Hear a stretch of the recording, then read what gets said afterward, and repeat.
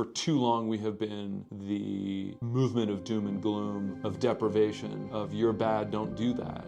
If coral reefs do indeed disappear, it will be the first mass extinction of an entire ecosystem since the dinosaurs. Wholly human cost.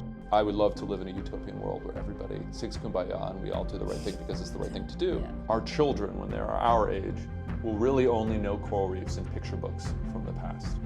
That is not an option for me.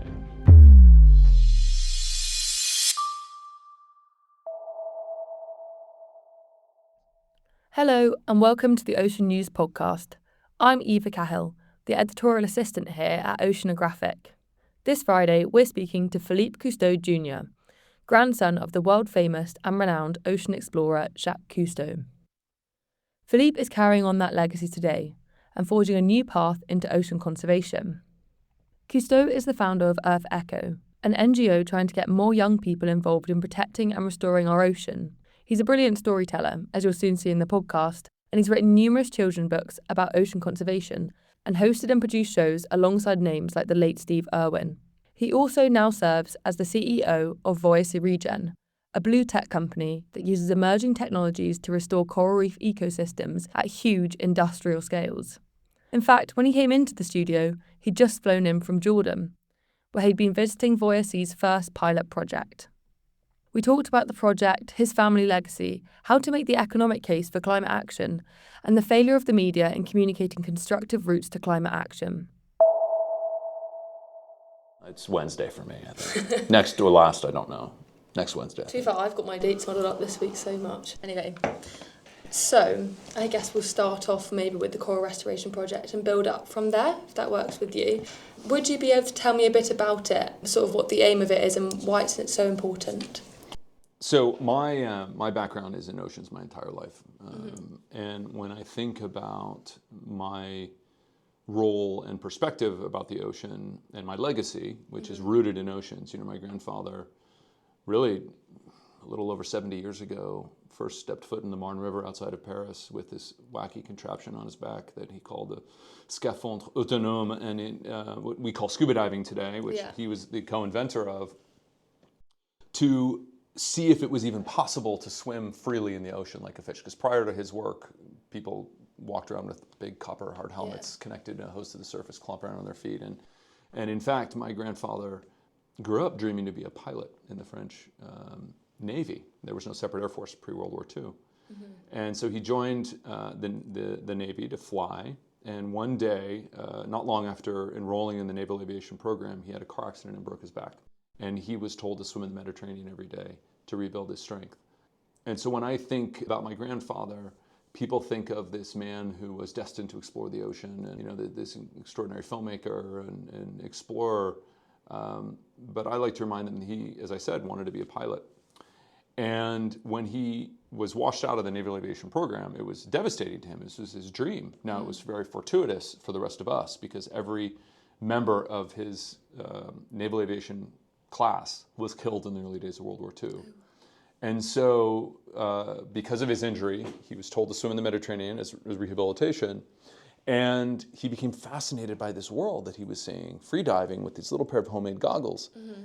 But he was frustrated that he couldn't spend more time underwater. And so he met an engineer and they tinkered and they created scuba diving. Then he wanted to share the images of these wondrous things he was seeing with first his family and friends, and then little local community gatherings, and then the world. But it started out very humbly. And so he started tinkering to take cameras and put them underwater, to film underwater, which didn't really exist at the time. Nobody knew all this stuff we take for granted today, coral reefs and sharks and whales and all these things. People only knew in the ocean, all they knew about the ocean was what they pulled out in seafood and what they dumped it in trash. So when I think about my grandfather, I think about his legacy, it's more a legacy of problem solving than anything else. My father went on also to invent new ways of filmmaking, and he was an engineer and joined my grandfather on all of his expeditions in the late 60s and through the 1970s until, tragically, in 1979, he died in an airplane accident 6 months before I was born.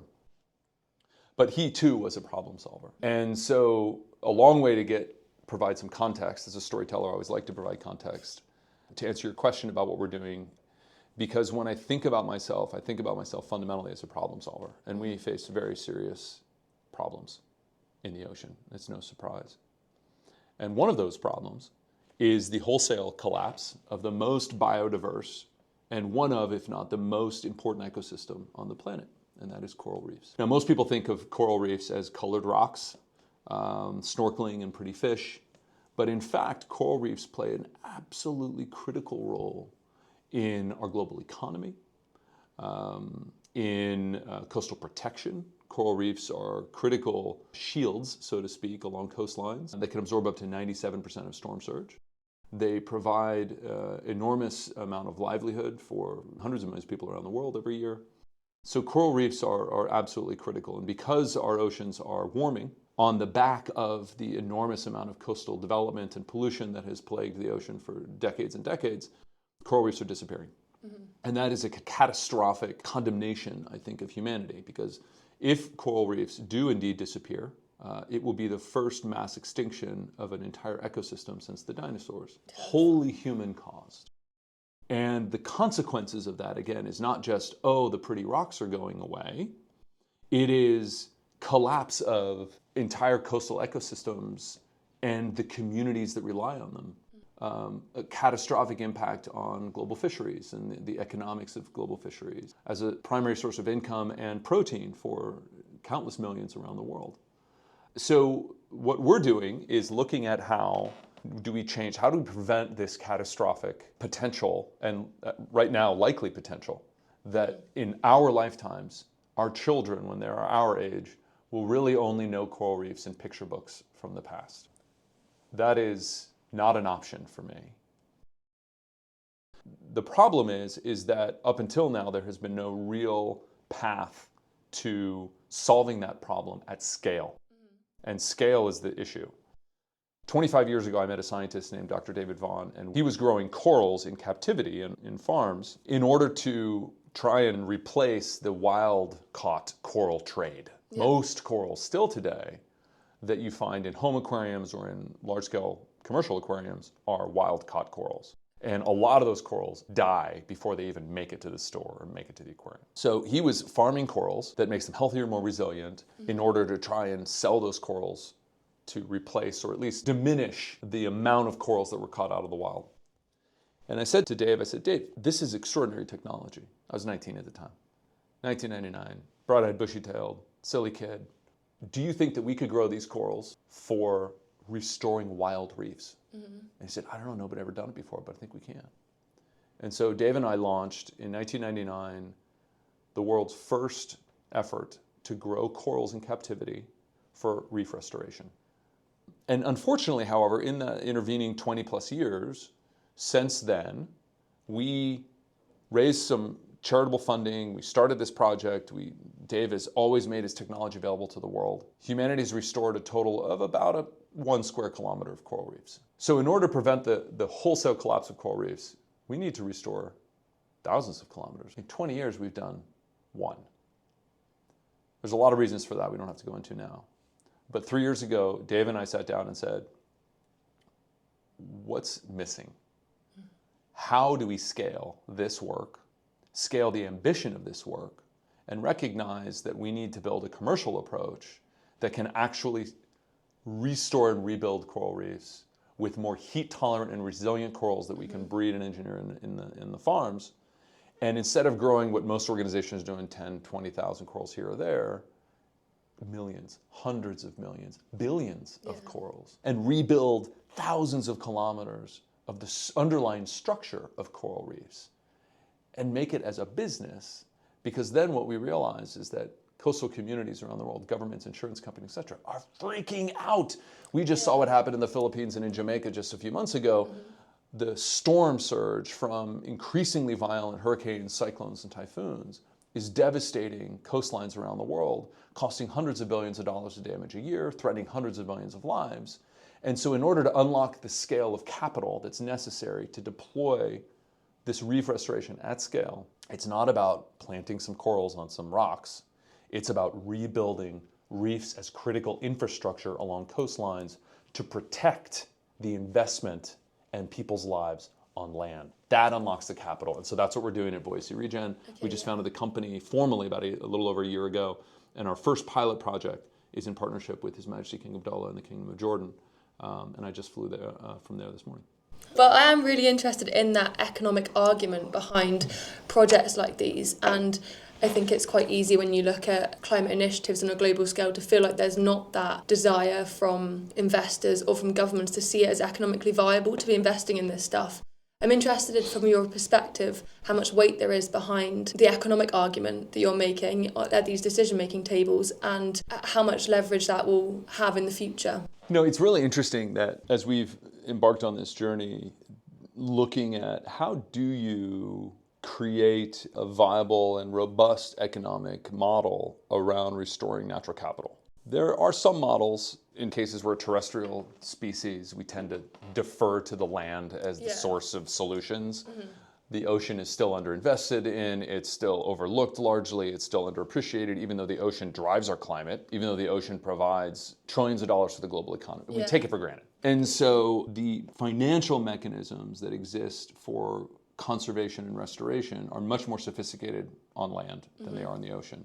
But recognizing that we call VoyaSea ReGen like the Manhattan Project of corals, because thinking about how do we then bring together multiple different organizations together to build a whole that is greater than the sum of its parts in order to figure out, well, how do we actually unlock the construction engineering in order to build large-scale infrastructure? When I talk large-scale infrastructure, it's not some reef balls a lot of people put in the water now, which virtually useless.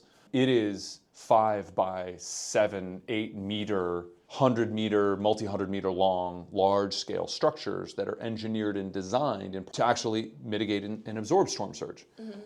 And so recreating that biomimicry in a way, that natural function of reefs, and bringing together the engineering companies, groups we're working with like Arup and 3D printing companies, so we can create structure affordably and quickly that is designed to diffuse storm surge and then plant the corals on top of that is how we start to affordably build and deploy this large-scale critical infrastructure that is no different than investing in ports, roads, rail, because increasingly countries are, frankly, freaking out about the cost of all this storm surge and the damage that it's causing their economies and the millions of lives that it's threatening. You just, again, look at Caribbean, like Jamaica, and last year Barbados and Grenada, and this year in the Philippines, and I mean, the damage is catastrophic. So that's one model. First, you have to create a product that works, that is scalable and deployable and affordable. So that's what we're piloting in Jordan right now. But then there's also multiple other ways that you can monetize corals, for lack of a better word. For example, again, going back to the very beginning, the ornamental coral trade is a $8 or $9 billion global market.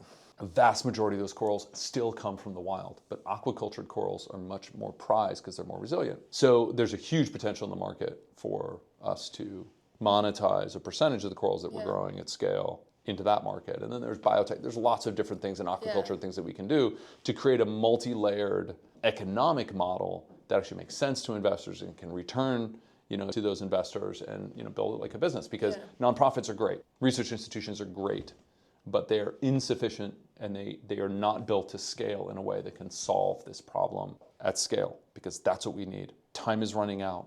We have maybe 5 years to really figure this out and start to deploy this at scale with more heat-tolerant corals around the world, or we're going to pass a tipping point where functionally corals will disappear. Your approach is very pragmatic, and I'd say that maybe some environmental activists would want to push against the capitalist systems that they feel have sort of impacted our natural world. To what extent has your viewpoint changed over the course of your career and your life? I run a nonprofit, EarthEcho International. We're a leading global youth ocean education and leadership organization. So I believe in the importance of the public sector, of the nonprofit community, NGOs, et cetera, as part of the solution. But the idea that markets and money is the enemy is naive and counterproductive. Unfortunately. I would love to live in a utopian world where everybody sings Kumbaya and we all do the right thing because it's the right thing to do. I believe in protecting nature for nature's sake. If the majority of people and markets and companies and governments believed that, we would not be in the situation that we're in. And unfortunately, money talks, and It's the expression in the States goes, BS walks, and it's not working. We've lost half the world's coral reefs, 67% of the world's biodiversity. We are pell-mell racing towards, we're going to surpass 2 degrees of warming for sure. We're racing towards 3 degrees. Something's not working. It's certainly not working in the ocean. And so these more sophisticated financial instruments that, again, are more mature on land, you're seeing a lot of these being deployed in debt swaps and to protect massive swaths of forests. This amazing work that's happening. Bonds like the Rhino bond that's been really successful in targeting conservation outcomes, again, on land. Those kinds of tools have not really effectively been deployed in the ocean. And so we have to be smarter and more sophisticated about how we do that. We estimate just to restore about 2,500 kilometers of reefs will cost $50 billion. Now, it seems like a lot of money, but over 25 years, it's really not when you think we're spending, I don't know, $500 billion in AI in the next few years. So the money's there, the capital's there, but if investors don't feel like it's going to make them more money, we can debate whether that's the right system or the wrong system. It is the system. We're not going to unlock the billions and billions and billions of dollars that is required just for coral reefs. There's not enough philanthropic capital in the ocean, period. That includes fisheries and plastics and all these other hungry mouths out there each year to restore coral reefs. So something's got to change, something's got to give. And we have to look at how we leverage these capital systems, these capital markets in order to unlock that financing, or we're screwed. This is kind of segueing into something else that I find interesting about the whole topic of trying to attract capital and investment is the idea that you were saying not very many people want to spend a load of money for nature's sake. That doesn't always seem the same in something like the space sphere, where we have a bit of a space age at the moment. Katy Perry is going up to space. We've got Elon Musk with his millions of projects, and there seems to be a cultural storytelling and imagination around space that has attracted so much investment. And I wondered, you're obviously a fantastic storyteller. How can we tell the stories about the ocean better to create a similar popular imagination around that space? Yeah, it's a really great question, and it's hard, particularly now in the, my grandfather started his series Embassy World of Jacques Cousteau in 1968. There were half a dozen channels on television. You had a pretty captive audience.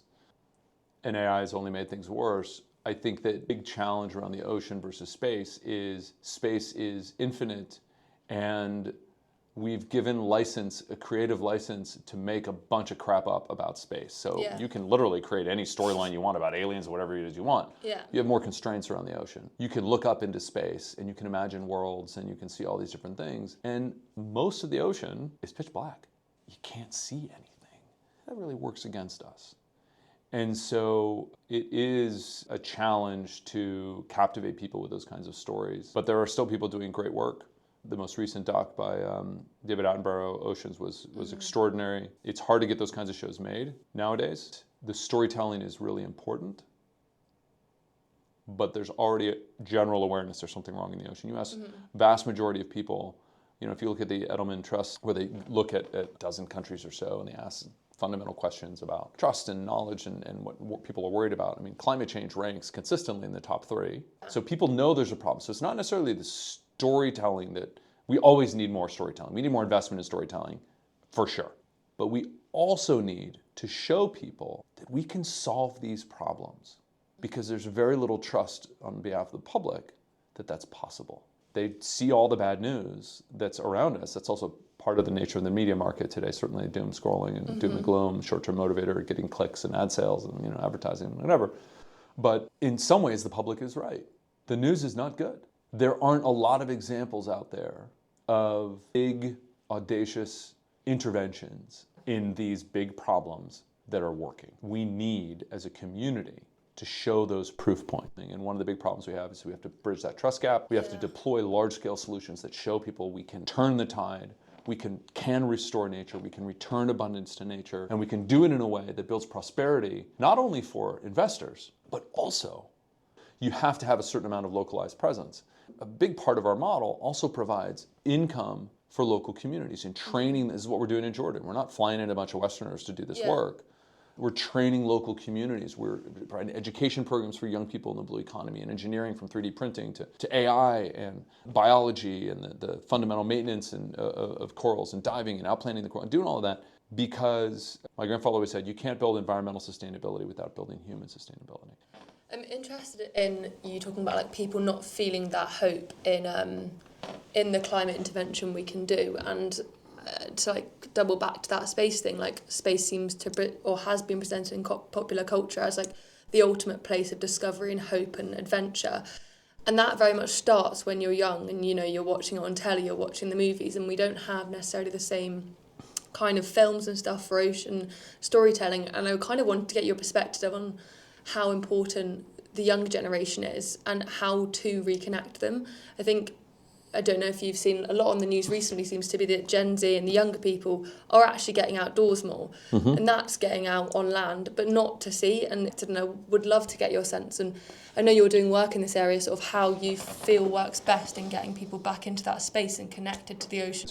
A really interesting and important question. There's a saying that if you don't have a youth strategy, you don't have any strategy at all. Change in society is not driven by pensioners, typically.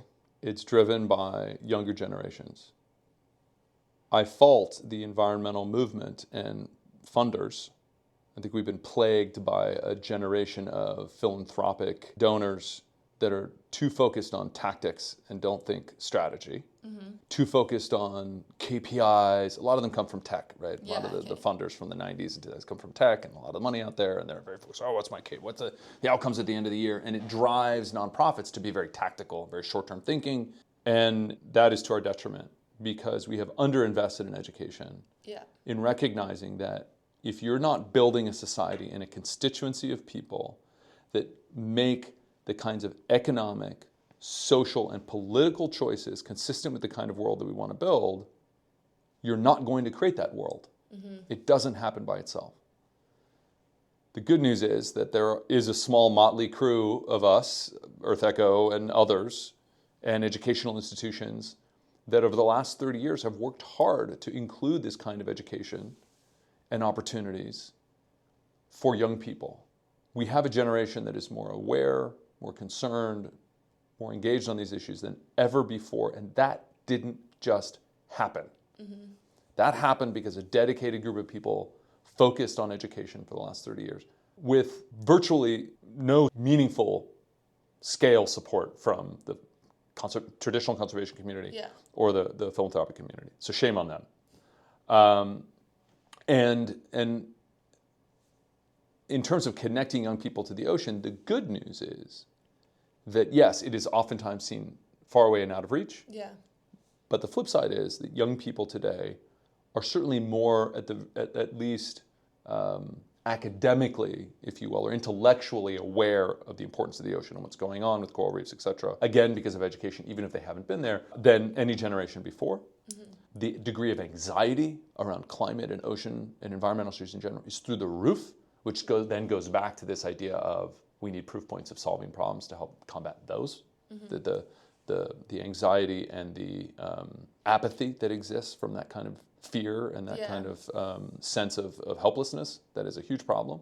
And so that's the good news. I think that we need more investment in education. We need more investment in that. There's no question. But we also need to build pipelines, work with a lot of young people. And one of the big reasons that we're incorporating now blue economy training and education in the programs that we do, and a big part of the work that VoyaSea is doing on the ground in these coastal communities, there's an educational component and a skills and job training component to it, is that you also have to give them pathways to pursue their passions in their careers.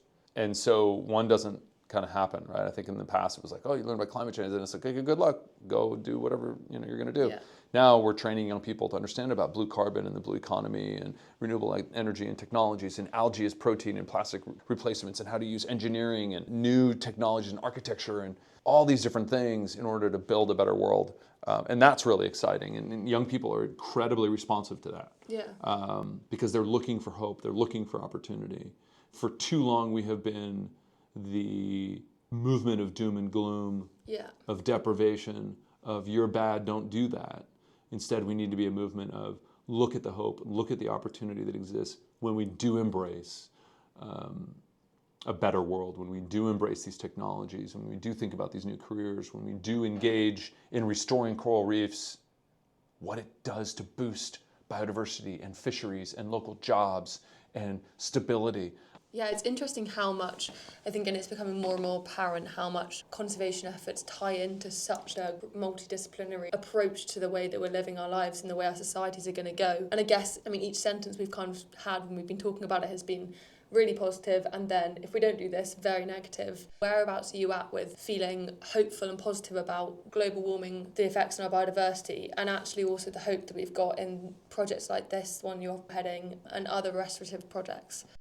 So with respect specifically to corals, the prevailing perspective now is that corals are doomed because they cannot tolerate heat above 1.4 or 1.3 degrees, which we've already surpassed. And yet I've seen corals that our farms have raised, that have been harvested because they were heat tolerant already, that have been then propagated and placed back out. And we had a horrific bleaching event in the Keys last year that literally got so hot, it just cooked the corals. They didn't even bleach, they just got cooked. And yet whole colonies that had been outplanted by Dr. Dave over the last few years survived. So I've seen corals in much hotter water in Miami, Bay, all over the world that in already industrialized kind of hot, dirty water areas that have evolved and adapted just in a relatively short period of time to survive and thrive in those places. So that's the prevailing kind of message that's out there, is corals are doomed from a heat perspective. That's not true. So there's a lot of good news out there.